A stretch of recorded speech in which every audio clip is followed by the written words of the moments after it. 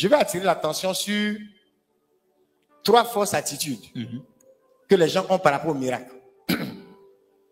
Et ces fausses attitudes-là, il y a un théologien français qu'on appelle François Varillon qui attire l'attention là-dessus. Et l'une de ces attitudes-là, il appelle ça le soupçon critique. Aujourd'hui, malheureusement, vous allez aller dans certains territoires, il y a des gens qui ne croient pas au miracle. C'est ça. Ils veulent enlever le miracle de la parole de Dieu. Et il y a le père, justement, François Varillon, grand théologien, il a cité justement un autre père qui disait, mais si on veut enlever les miracles de la parole de Dieu, Jésus devient comme un simple professeur. Oui. Et un enseignant itinérant. Et que les textes ne seront plus les textes. L'évangile ne sera plus ce qu'il est. Et donc, le soupçon critique, là, c'est aussi cette attitude où on veut parfois donner le sentiment que maintenant, nous, on est de bons cathos. On peut croire sans les miracles. Vous voyez un peu? Oui, oui. Et le père François dit quoi? Il dit, je soupçonne votre soupçon. Je soupçonne votre soupçon. C'est-à-dire ta façon de soupçonner les miracles, là. Moi-même, je soupçonne ça. Amen. Pourquoi? Parce qu'il dit, tu peux pas être à la fois croyant et incroyant. Et il lit 2 traits de la personnalité du Christ au miracle, c'est-à-dire la bonté et la puissance.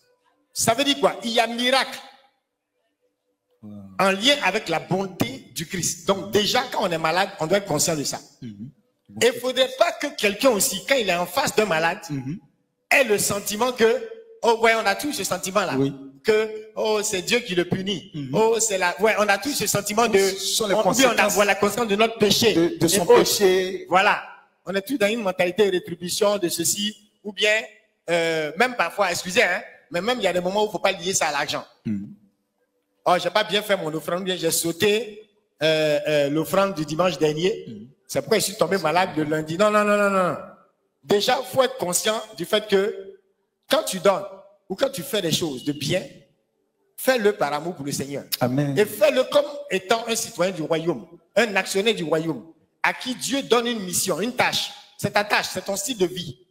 C'est pas quelque chose que tu es en train de faire comme pour prouver un point. D'accord?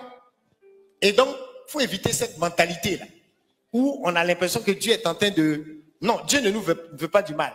Donc, le Père François parle de la bonté du Christ. Et il dit que dans presque tous les récits de miracles dans l'Évangile, vous allez constater que le Christ opère le miracle parce qu'il y a une compassion. Wow. Il y a une bonté. Il dit, mais imaginez qu'aujourd'hui, le Christ soit présent dans nos bidonvilles et qu'il vienne, et puis il dit, alors les amis, ça va là?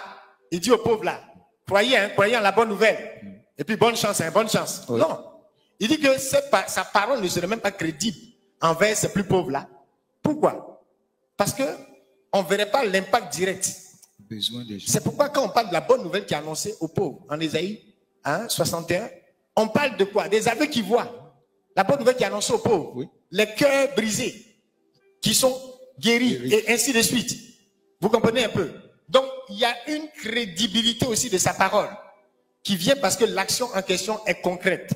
Donc, il y a la bonté du Seigneur qu'il ne faut jamais occulter dans notre mentalité. La bonté du Seigneur. Quand on occulte ça, on peut, à cause de cette culpabilité parfois qu'on a, se dire, je ne suis pas digne de recevoir. On n'est pas éligible. On n'est pas éligible. Voilà. Alors que la grâce, elle ne réfléchit pas comme ça. D'accord? Donc, bonté. Mais en même temps, il y a un deuxième trait de la personnalité du Christ qui est la puissance. Et le Père dit, le Christ est proche de nous par sa bonté et proche de Dieu par sa puissance. Amen. C'est-à-dire, c'est pas une bonté qui reste en l'air. Parfois, tu vois une situation, oh, ça me fait pitié. Oh, l'enfant, là, il vient d'avoir son bac. Mais malheureusement, il ne pourra pas faire l'université. Oh, ça fait pitié. Oh, si je pouvais vraiment l'aider à aller à l'université. Mais quand tu as une situation financière stable et que tu as cette compassion de voir qu'un enfant qui vient d'avoir son bac ne pourra pas faire l'université, d'après vous, qu'est-ce que vous allez faire? Vous avez, en plus de la bonté, de cette compassion que vous éprouvez là, vous avez la puissance financière qui vous permet, vous voyez, de répondre à ce qui exige la situation de cet enfant. Et c'est pourquoi il y a des personnes qui te diront, passe le lundi, on va gérer ça. Vous suivez un peu? Et d'autres personnes qui vont dire, on va mettre ça en prière. Dieu va faire. C'est pourquoi une autre attitude, quand on veut guérir, ou quand on s'attend au miracle, c'est aussi comme je dis, de laisser Dieu être Dieu. Laisser Dieu être Dieu. Et de ne pas constamment être en train de se dire, oh mais voilà, le Seigneur n'est pas obligé, je vais juste avoir la foi comme ça. La puissance de Dieu est ce qui permet à Dieu, quand il a cette compassion, cette miséricorde-là, d'accomplir les choses. Parce que, comme on le dit, il souffre de nous voir souffrir. C'est pas comme si la souffrance plaît à Dieu. Vous suivez? Parce que d'autres aussi ont cette mentalité-là. Tout à l'heure, quand je parlais de Padre Pio, d'autres vont dire, ah donc, c'est comme ça, Dieu là, il est maso. Non! Ça, c'est un choix délibéré de Padre Pio, de s'associer, de participer. C'est son alliance avec le Seigneur. Moi là, je n'ai pas ce courage. Amen. Et Dieu respecte ça. Amen. Je ne suis pas à ce stade. Amen fort. Amen. Et Dieu respecte ça. Et Dieu a sa façon de fonctionner avec moi, de fonctionner avec Pascal. Donc on le dit, c'est pas, Padre Pio lui-même le dit. Il dit, ce n'est pas souffrir pour souffrir. Vous comprenez? Voilà, la souffrance de Christ, de toute façon, elle est rédemptrice.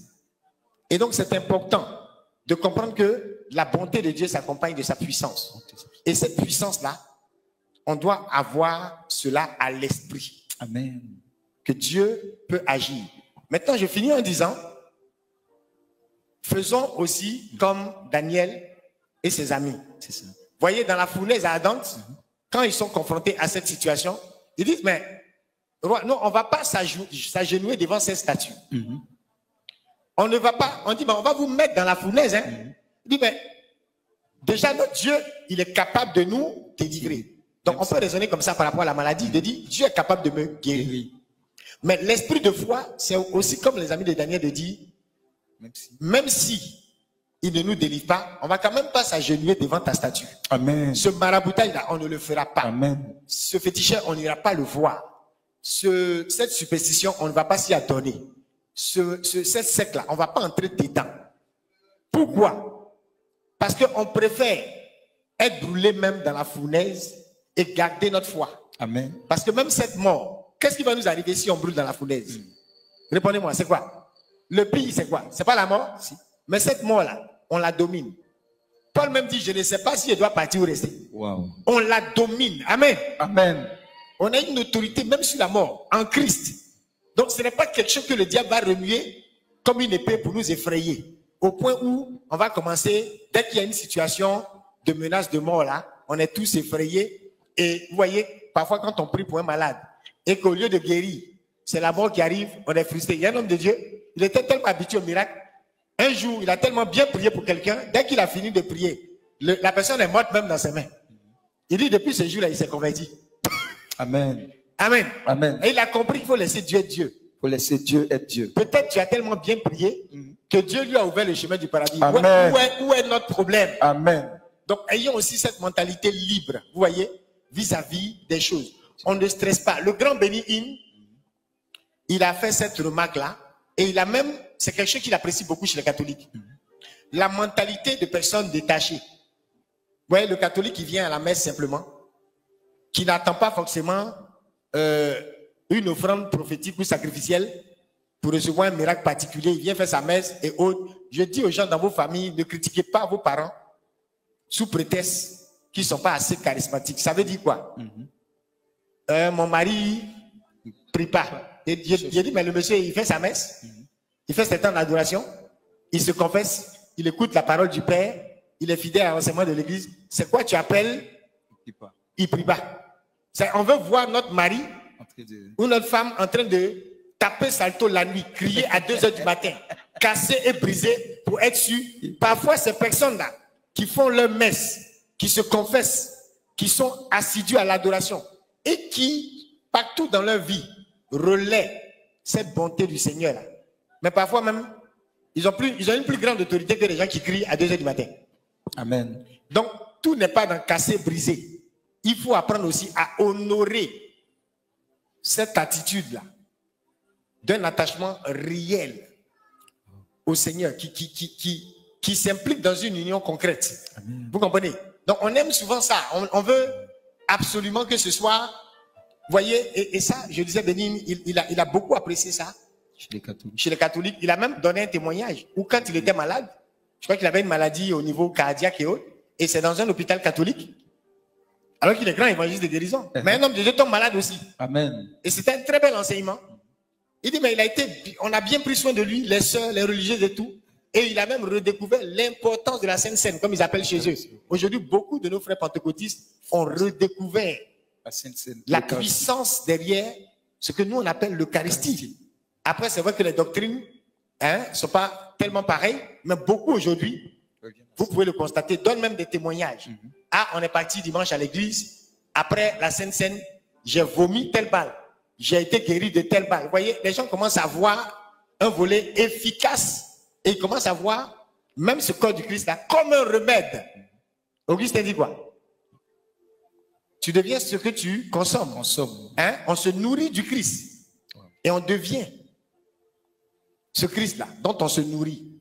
Il y a cet aspect aussi du sacrement remède. C'est pourquoi vous allez voir que l'église n'est pas dans une optique de toujours chercher à empêcher les gens d'atteindre le sacrement. On facilite, même quand quelqu'un vient de se séparer, peut-être la personne a vécu une situation difficile dans son mariage et autres, et n'arrive pas à communier, vous voyez que l'église l'accompagne. Oui. Parce que le but, ce n'est pas de te séparer de ce qui est le remède, c'est de t'approcher toujours du remède. C'est très important aussi de comprendre cette mentalité. Wow. Voilà. Vraiment, il y a tellement de choses à dire. On est pratiquement à la fin, c'est l'acte 1.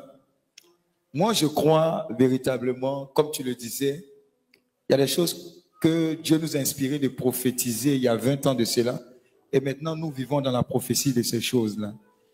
Est-ce que comme ça, tu peux nous rappeler une anecdote que nous avons reçue par exemple à l'INP, ou bien l'anecdote de... On va toujours rappeler le braquage de ta voiture. Alors, je vais commencer et si tu te rappelles de certains points. Je me souviens qu'on était dans ta voiture à Yopougon et on venait d'une librairie chrétienne. On avait vu l'homme de Dieu, c'était le frère Bertin Dengui, le berger.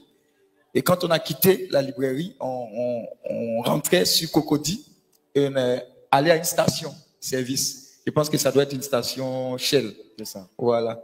Et à cette station, on nous a braqué ta voiture de fonction. On braque les serviteurs de Dieu aussi. On braque les serviteurs de Dieu.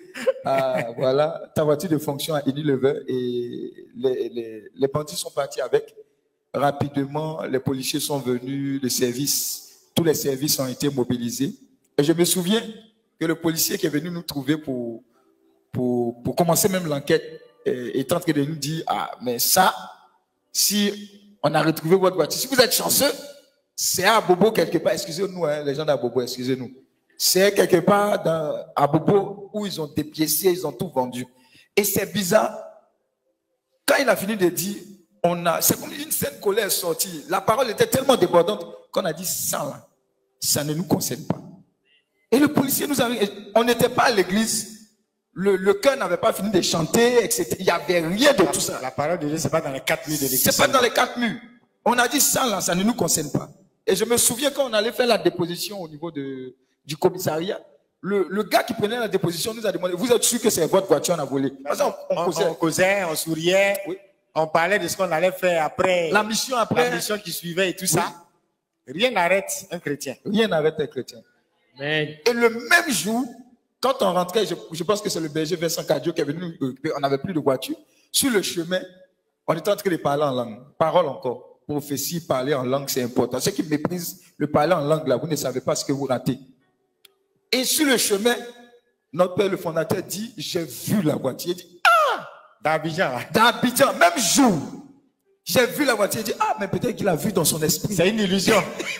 Optique. Il dit, ah, quand vous perdez quelque chose partout, vous voyez ça? Vous voyez ça? Vous voyez la chose. J'ai dit, ah, peut-être l'homme de Dieu a vu, on est dans le spirituel. Il dit, ah, tu as vu, ah, vraiment, continuons de prier. Il dit, non, j'ai vu la voiture, on n'a qu'à garer. Comme si c'est la seule voiture. La seule voiture. D'Abidjan. Et on gare à une station Shell. La voiture est sur le côté Fando. À côté de la casse. À côté de du lieu de dépouillement. La casse qui a été prophétisée par les policiers. Voilà.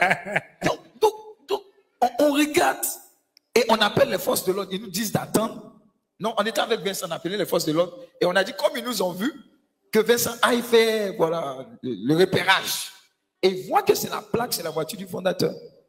Et les forces de l'ordre arrivent et nous disent, allez inspecter la voiture. Je vous assure. Quand on rentre dans la voiture, on ouvre la voiture est ouverte. Où est la clé? On ouvre la voiture, le fondateur rentre dans la voiture, ils ont jeté la clé où il y a les pédales, c'est ça. C'est ça. Et tenez-vous bien, quand on parle de l'autorité de la parole, lui a l'habitude de mettre dans sa voiture toujours des louanges, une atmosphère prophétique. Et il y avait une louange en anglais qui disait au nom de Jésus, Tout genou fléchi. tout genou fléchi. Une voiture électronique, en fait, les braqueurs sont rentrés dans la voiture tellement elle était électronique, ils ne savaient pas où on diminue. Le même son, Le même son. le même son amplifié, disait en anglais pendant qu'ils braquaient la voiture, au nom de Jésus, tout genou fléchi. Donc la confusion s'est installée, ils ont jeté la voiture, ils sont partis. Amen. L'ordinateur était là. L'ordinateur était là, il avait son ordinateur. Presque tout ce qu'on avait, la carte bancaire, tout. Son bédou était là, assis. C'est-à-dire, quand tu t'assois, quand tu conduis quelque chose sur lequel tu es assis, tu enlèves. Ils étaient assis, ils n'ont pas pris. Apparemment, ils n'ont même pas eu beaucoup de choses à la station. Hein? Oui, non. Ils n'ont pas eu beaucoup de choses. Ils ont braqué les gens, pris des choses. Mais ils devraient normalement bien se servir. Oui. C'est quel braqueur qui fait ça? Dans la voiture. Ils ont laissé les choses, des choses de valeur. Oui. À côté du lieu de dépouillement prophétisé par le policier. Par le policier. On nous braque à une station Shell. Oui. On retourne dépose la voiture à une station sur Shell. Shell. Et vous voyez, quand on a remis le contact, c'est le même son qui jouait. Oui. Avec le même niveau de volume. Donc, je taquinais mon épouse, maman Rita. Elle dit, tu as vu? Quand tout joue, tu dis, mais tu mets le volume pas trop fort. On dirait pour les Libanais, il dit, mais vous, quand c'est les Libanais, vous plaignez pas. Laissez, on va faire notre bouquin à Jésus aussi. Amen. Et ce jour-là, le bouquin a payé. Ça paye. Voilà. Le volume était fort. Ils n'ont pas pu diminuer. Non. Dès qu'on a remis le contact, on a vu que c'était le même son qui jouait. Même niveau de volume. Donc, vous imaginez, vous quittez Yopougon jusqu'à Djamé. Oui.